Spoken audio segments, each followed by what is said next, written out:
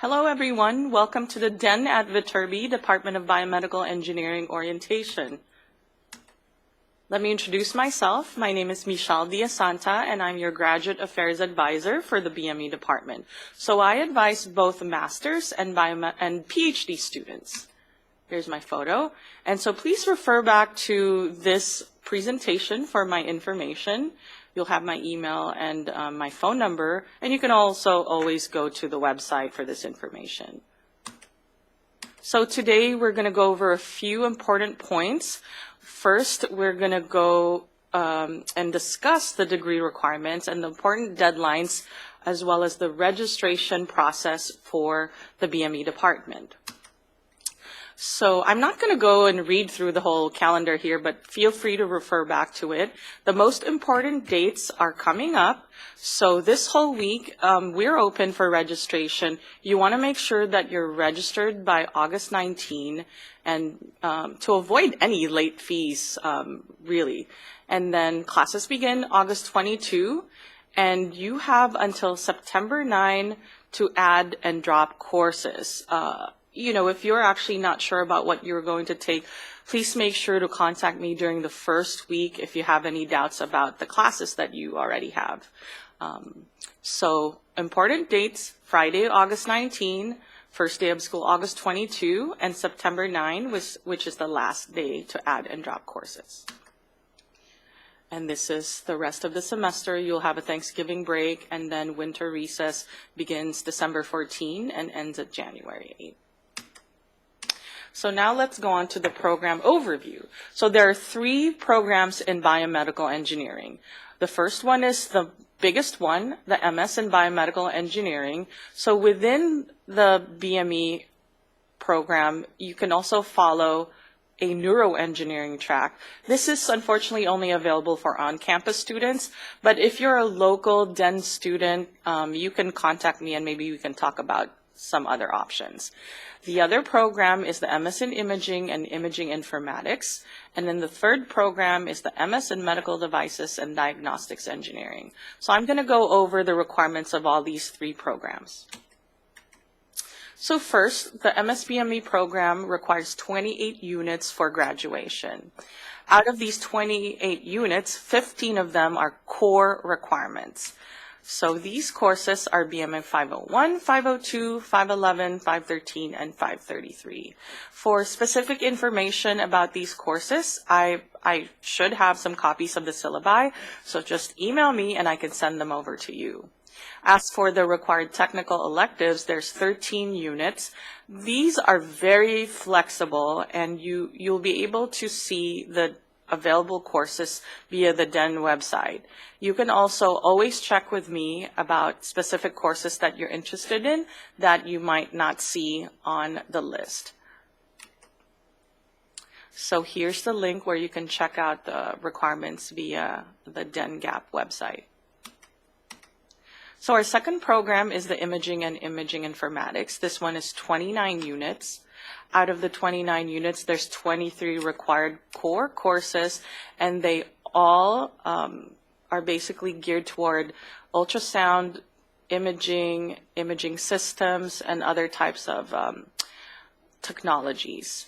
And then you have an option to take 2 electives. That's 6 units of any area of your interest within engineering. You have options to choose other courses from the other master's programs too, just in case you're wondering, because I know if you're going through this whole presentation, you're going to see that, for example, the device track has options in device regulations and things like that. So if you're interested in those, just let me know. So this is basically the MS Imaging. They're primarily BME courses with 1 requirement from the EE department. And here's the link again for the imaging program via DEN.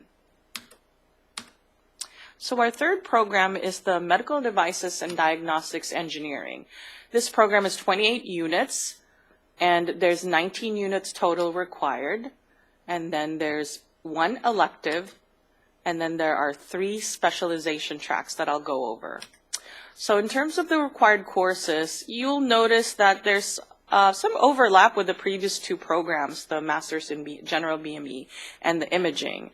So for this program, there's several choices. You either take 501 or 502, and then the other two requirements, BME 513, 650, and then there's another sort of either or. You have BME 416 or a MPTX 511, which is a class from School of Pharmacy, specifically from the Regulation Department. And then the third one is an ISE class, and then or an MPTX class. So the ISE courses are from our Industrial Systems Engineering Department. So the idea is that in the Medical Devices and Diagnostics program, the core courses are meant to give you a foundation in the 3 different specialization tracks. And then you move on to choose a track that you're really interested in to get more specific knowledge. So these 3 tracks are as follows. First track is the Medical Device and Science track. So for these courses, unfortunately, the selections for BME DEN students are a bit, they're smaller because not a lot of these courses are a good format for the DEN program. But one of them is ultrasonic imaging. And for the second class, you just need to consult with me for another approved BME course that's also available online.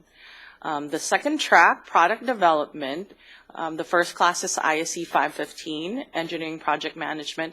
The second class is ISE 555, and because it's not available online, we do allow you to take another ISE course that's within the product development or engineering management realm. And the third track, which is regulatory, is actually not offered through DEN, but through the DEN equivalent from the School of Pharmacy. So from the Regulatory and Pharmacy Department, you can take MPTX 513 and RSCI 527. Now, you'll notice that I wrote down what semesters they're offered. These might actually change, and the regulatory classes are actually typically offered all year round, and they have a full schedule for the summer. So just make sure to contact me if you're interested in these regulatory courses. Anyway, for your core requirements, you might end up taking 1 or 2 of them. All right, so BME Department registration and rules. So in terms of being a DEN student, the main thing that you really want to do with me, your academic advisor, is to talk about your course plan. And many of you, because you work full-time, might end up taking probably just 1 class each semester, all year round. Some might skip a summer, but don't worry, you can finish it within the allotted 5 years. Most students typically take 3 years, taking 1 class each semester, including the summer. So that's 3 classes per year. You'll be surprised how fast that flies. So in terms of registration, the first thing is that all classes require what we call D clearance. D stands for department. So you're basically asking for permission from whichever department that you're going to take a class from for permission to take the class and register.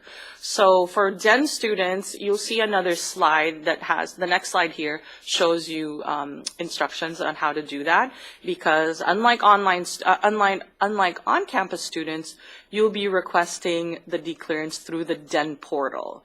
So the main thing before requesting D clearance is to talk about your mandatory advisement hold from BME. So this is a hold that's placed on all graduate students in the BME department, with the idea that you would consult me first, your academic advisor, about your plans for the semester. So once we talk about the classes that you plan to take, you can go ahead and request the D clearance. So, since you're online, I understand that you have, you're probably working full time. So just shoot me an email, and if it's convenient for you to talk to me after work hours, we can work something out too. So this is basically the process for advisement and then registration.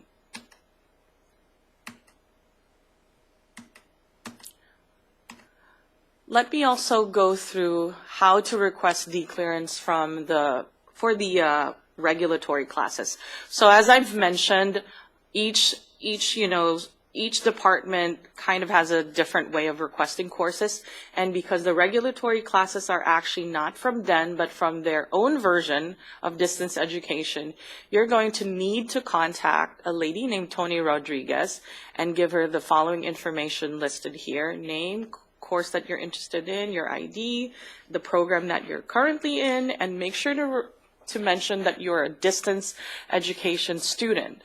As a distance student, because these classes are also offered in the weekends and they have a non-traditional schedule, you might actually be able to come to the health sciences campus if you're in LA and attend the physical classes.